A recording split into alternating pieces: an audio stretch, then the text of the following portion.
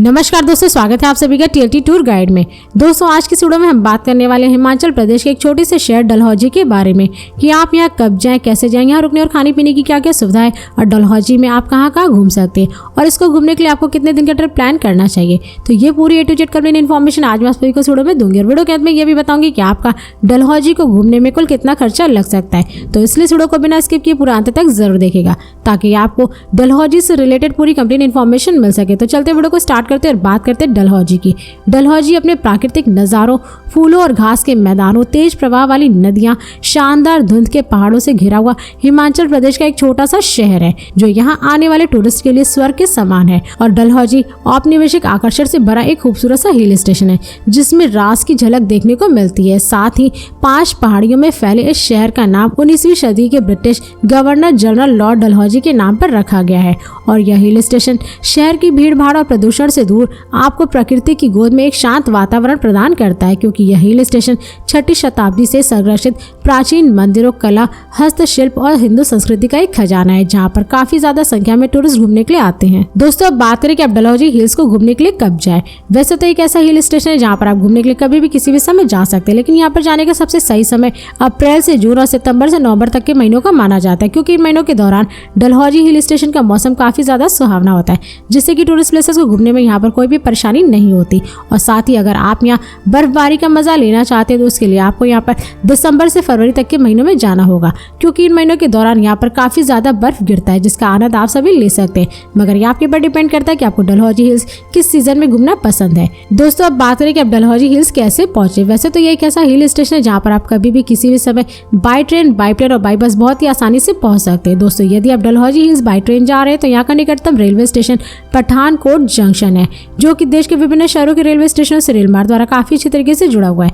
जिससे कि आप दिल्ली, मुंबई, कोलकाता, चंडीगढ़, बैंगलोर और चेन्नई आदि जैसे शहरों के रेलवे स्टेशनों से ट्रेन पकड़ करके आप डायरेक्ट पठानकोट जंक्शन तक पहुंच सकते हैं। और इस जंक्शन से डलहौजी हिल्स की दूरी लगभग 73 किलोमीटर है, जिसे आप बाई बस या शेयरिंग टैक्सी के थ्रू पूरा कर सकते हैं। दोस्तों यदि आप इस जंक्शन के बाहर से डलहौजी के लिए बस लेते हैं तो उसका चार्ज लगभग 150 से 200 रुपए पर पर्सन होता है और शेयरिंग टैक्सी का चार्ज लगभग 300 से 400 रुपए तक होता है। और दोस्तों यदि आप डलहौजी हिल्स बाई फ्लाइट जा रहे हैं तो यहाँ का नजदीकी एयरपोर्ट कांगड़ा में स्थित गग्गल एयरपोर्ट है, जो कि देश के विभिन्न शहरों के एयरपोर्टों से एयरलाइंस के द्वारा काफी अच्छी तरीके से जुड़ा हुआ है, जिससे कि आप दिल्ली, मुंबई, चंडीगढ़, कोलकाता, बैंगलोर और चेन्नई आदि जैसे शहरों के एयरपोर्टों से फ्लाइट पकड़ करके आप डायरेक्ट गग्गल एयरपोर्ट तक पहुंच सकते हैं। और इस एयरपोर्ट से डलहौजी हिल्स की दूरी लगभग 96 किलोमीटर है, जिसे आप बाई बस या रिजर्व टैक्सी के थ्रू पूरा कर सकते हैं। और दोस्तों यदि आप डलहौजी हिल्स बस से जाना चाहते हैं तो डलहौजी हिल्स के लिए आपको डायरेक्ट बस दिल्ली, मुंबई, चंडीगढ़, बैंगलोर और चेन्नई आदि जैसे शहरों से बस की सुविधा मिल जाएगी, जिससे कि आप इन शहरों से बस पकड़ करके डायरेक्ट डलहौजी हिल्स तक पहुंच जाएंगे। इसके अलावा यदि आप डलहौजी हिल्स अपने निजी वाहन, कार या बाइक से जाना चाहते तो आप यहाँ पर बहुत ही आसानी से पहुंच सकते हैं, क्योंकि हिमाचल प्रदेश राज्य में से डलहौजी हिल्स की सड़कें देश के विभिन्न शहरों से सड़क मार्ग द्वारा काफी अच्छे तरीके से जुड़ी हुई है। और साथ ही यहाँ की सड़कों पर आपको जगह जगह पर कई सारे प्राइवेट होटल, रेस्टोरेंट और पेट्रोल पंप की सारी सुविधाएं देखने को मिल जाएंगी, जिससे कि आप अपने निजी वाहन द्वारा रास्ते में खाते पीते मौज मस्ती करते हुए हसीन वादियों को देखते हुए डलहौजी पहुंच जाएंगे। दोस्तों अब बात करें कि आप डलहौजी हिल्स पहुंचने के बाद यहाँ पर कहाँ स्टे करें। वैसे तो डलहौजी में स्टे करने के लिए आपको रूम हाई बजट से लेकर के लो बजट तक के कई सारे होटल मिल जाएंगे, जिन्हें आप अपनी सुविधा के अनुसार या फिर बजट के अनुसार बुक करके स्टे कर सकते हैं। लेकिन यदि आप डलहौजी हिल्स को घूमने के लिए अपनी फैमिली और दोस्तों के साथ जा रहे हैं और यहाँ पर एक अच्छी लोकेशन पर अपनी रूम की बुकिंग करना चाहते हैं तो आप यहाँ पे गांधी चौक या फिर मॉल रोड के पास अपनी रूम की बुकिंग कर सकते हैं, क्योंकि इन जगहों पर आपको स्टे करने के लिए बहुत सारे रूम की सुविधा मिल जाएगी, जिन्हें आप लगभग 2000 से 5000 में बुक करके स्टे कर सकते हैं। दोस्तों अब बात करें कि डलहौजी हिल्स में खाने पीने की क्या क्या सुविधा है। वैसे तो आप यहाँ पे जहाँ भी स्टे के वहीं पर आपको खाने पीने के लिए हर एक प्रकार की सुविधा मिल जाएगी, लेकिन यदि आप वहाँ पर खाना नहीं चाहते तो आपको यहाँ पर मॉल रोड या फिर गांधी चौक के आसपास खाने पीने के लिए बहुत सारे private hotel, restaurant, street food वाले देखने को मिल जाएंगे, जहाँ पर आप जाकर के लगभग 100 से 200 रुपए में पर प्लेट भोजन कर सकते हैं। दोस्तों अब बात करें कि आप डलहौजी में कहाँ कहाँ घूमें। वैसे तो आप यहाँ पर सबसे पहले सुभाष बावली को घूम सकते हैं। डलहौजी में गांधी चौक से लगभग 1 किलोमीटर की दूरी पर स्थित सुभाष बावली एक ऐसी जगह है जिसका नाम प्रसिद्ध स्वतंत्रता सेनानी सुभाष चंद्र बोस के नाम पर रखा गया, क्योंकि नेताजी सुभाष चंद्र बोस 1937 में स्वास्थ्य की खराबी के चलते यहाँ पर आए थे और लगभग 7 महीनों तक यहाँ पर रहे भी थे। और साथ ही इस बावली को अपने खूबसूरत प्राकृतिक दृश्यों, दूर दूर तक फैले बर्फ के पहाड़ों और सुंदरता के लिए जाना जाता है। और आपको बता दें कि यहाँ पर एक खूबसूरत सा झरना भी है जो हीम नदी धारा में बहता है। इसी के साथ ही साथ आप यहाँ डैन डैनकुंड पीक भी घूम सकते हैं। समुद्र तल से लगभग 2755 मीटर की ऊंचाई पर स्थित डैनकुंड पीक को सिंगिंग हिल के नाम से भी जाना जाता है और डलहौजी क्षेत्र में स्थित डैनकुंड सचमुच देखने लायक जगह है, जो अपनी खूबसूरत बर्फ से ढकी चोटियों और हरे भरे वातावरण के लिए प्रसिद्ध है। और आपको बता दें कि यह स्थान डलहौजी में सबसे ऊंचा पहाड़ होने के कारण आप यहाँ से डलहौजी की घाटियों और पहाड़ों के अद्भुत दृश्यों को देख सकते हैं। इसके साथ ही साथ आप यहाँ रॉक गार्डन भी घूम सकते हैं।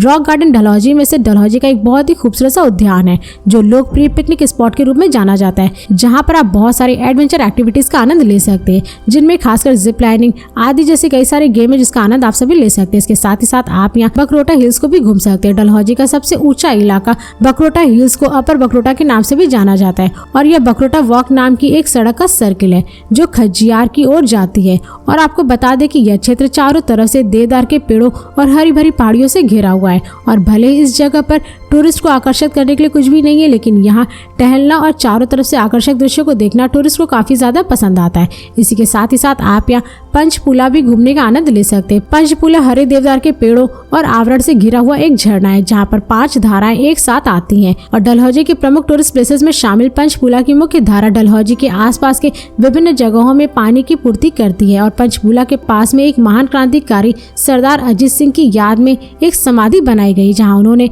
अंतिम सांस ली थी। इसी के साथ ही साथ आप यहाँ खज्जियार को भी घूम सकते हैं। खज्जियार डलहौजी के पास में स्थित एक छोटा सा शहर है, जिसको मिनी स्विट्जरलैंड के नाम से या फिर भारत का स्विट्जरलैंड के नाम से भी जाना जाता है। लगभग 6500 फीट की ऊंचाई पर स्थित खज्जियार अपनी प्राकृतिक सुंदरता और सुरम्य परिदृश्य की वजह से डलहौजी में घूमने के लिए बहुत ही खास जगह है, क्योंकि इस जगह पर होने वाले एडवेंचर एक्टिविटीज, जोरबिंग, ट्रैकिंग आदि जैसे खेल टूरिस्ट को अपनी ओर आकर्षित करते हैं। दोस्तों, और भी ऐसी कई सारी जगह है डलहौजी में जहाँ पर आप सभी घूम सकते हैं, जैसे सचपास, सेंट जॉन्स चर्च, नॉरवुड परधाम, बीजी पार्क, लक्ष्मी नारायण मंदिर, Chamera lake, Indo Tibetan market, रंग महल आदि जैसे डलहौजी में घूमने की जगह है, जहाँ पर आप सभी घूम सकते हैं। दोस्तों, इन सभी प्लेसेस को घूमने के बाद आप डलहौजी के मॉल रोड पर शाम के समय जरूर घूमें, क्योंकि इस रोड पर आपको काफी सारी चीजें देखने को मिलेंगी। दोस्तों, अब बात करें कि आपको डलहौजी को घूमने में कुल कितना खर्चा लग सकता है। वैसे तो डलहौजी एक ऐसा प्लेस है जिसको घूमने के लिए आपको कम से कम 2 डे 1 नाइट का ट्रिप प्लान तो जरूर करना चाहिए, क्योंकि इन 2 दिनों में आप डलहौजी के काफी सारे प्लेसेस को अच्छी तरीके से घूम सकते हैं। तो दोस्तों, यदि आप डलहौजी को घूमने के लिए 2 डे 1 नाइट का ट्रिप प्लान कर रहे हैं,